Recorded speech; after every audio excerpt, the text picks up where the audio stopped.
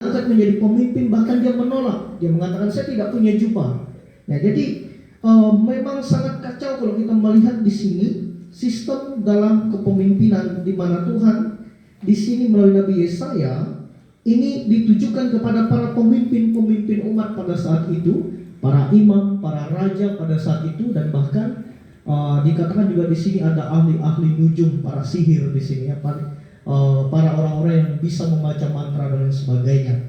Nah, itu yang diberkati dan dikasih dalam Tuhan. Di sini kita melihat ternyata dalam proses daripada kepemimpinan Kristen, daripada kepemimpinan Tuhan itu, ternyata ini tidak hanya berbicara tentang kehidupan rohani. Jadi di dalam tata pelayanan sebagai orang Kristen, sebagai orang percaya, ternyata ada banyak aspek yang menjadi bagian penting di dalam pelayanan kehidupan seseorang supaya ia bisa berkenan di hadapan Tuhan.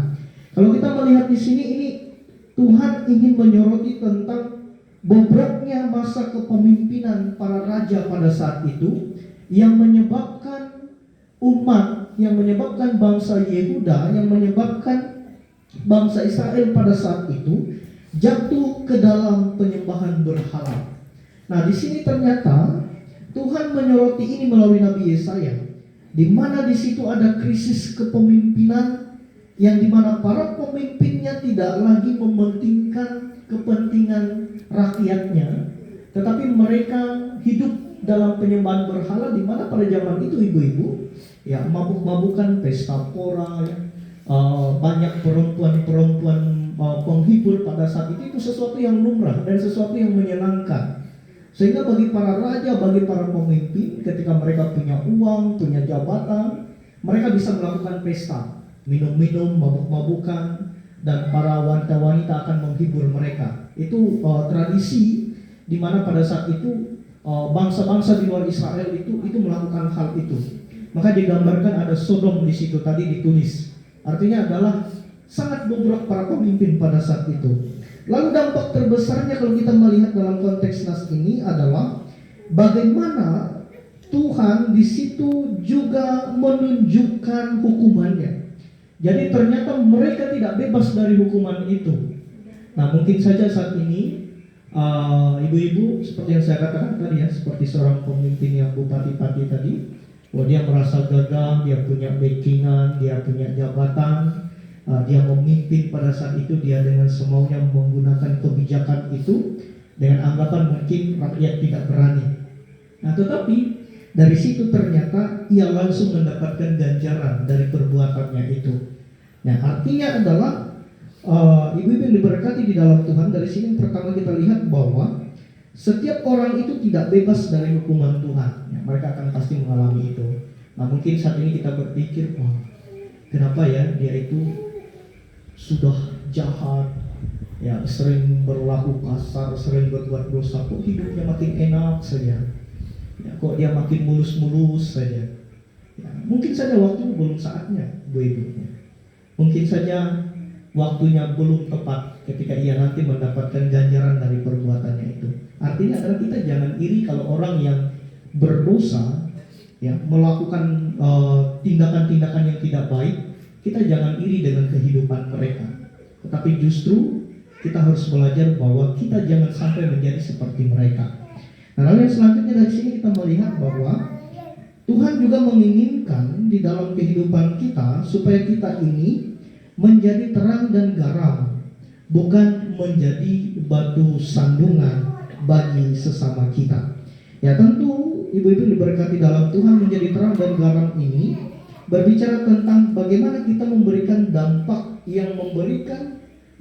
yang punya rasa yang baik, ya bermanfaat, ya seperti garam, ya itu bermanfaat, ya, bisa untuk kita merasakan ada kenikmatan dalam makanan. Menjadi terang itu bermanfaat, bisa membantu kita dalam kegelapan untuk melihat jika ada sesuatu yang bisa membahayakan kita. Artinya adalah kita dituntut hidup kita ini untuk memiliki manfaat bagi orang lain, tidak hanya bagi diri kita sendiri. Dan tentu manfaat kita ya berbeda-beda. Mungkin saja ibu-ibu di sini ada yang punya talenta, misalnya bisa melucu, ya, bisa bergurau misalnya. Jadi menghibur orang dengan orang bisa tertawa. Atau mungkin ibu-ibu di sini punya talenta bisa masak. Ketika tetangga lagi buat pesta, ibu-ibu diminta tolong supaya bisa masak misalnya. Nah, ini adalah dampak kita. Kita memberikan rasa. Jadi berbeda, ya. Kita tidak bisa menyamakan misalnya ibu pendeta bisa masak, tidak bisa dia samakan dengan cara memasakkan misalnya Bu Kunti misalnya. Karena talentanya berbeda di situ. Tetapi selalu memberikan dampak. Ya, artinya adalah ada dampak yang diberikan di situ, ya. Selalu memberikan dampak yang bisa dinikmati, yang menjadi berkat bagi orang, ya. Jadi seperti itu, ya, ibu-ibu, ya. Atau misalnya ibu pendeta bisa berkhotbah, tidak bisa dia membandingkan misalnya dengan ibu Tiarma yang bisa bermain musik misalnya, karena talentanya di situ. Nah, artinya adalah kita bisa memberikan dampak dan manfaat yang berbeda tetapi memberkati orang. Ya, jadi tidak sama tapi bisa menjadi berkat bagi banyak orang. Nah, ini adalah bagaimana kita bisa menjadi terang dan garam bagi orang-orang di sekitar kita. Nah, lalu yang terakhir dari firman Tuhan ini, ya, Tuhan juga mau menyampaikan kepada kita secara garis besar, ibu-ibu yang diberkati dalam Tuhan, bahwa jangan sampai kita menduakan Tuhan dalam hidup kita. Ya, karena bagaimanapun kita, ya, meninggalkan Tuhan dengan alasan apapun, ya, kita tidak akan pernah terbebas dari konsekuensi yang namanya hukuman. Ya, pasti akan ada hukuman bagi setiap orang-orang yang meninggalkan Tuhan. Maka daripada itu, ibu-ibu yang diberkati dan dikasihi dalam Tuhan, mari kita tetap setia kepada Tuhan dan memberikan dampak yang bisa menjadi berkat bagi sesama kita.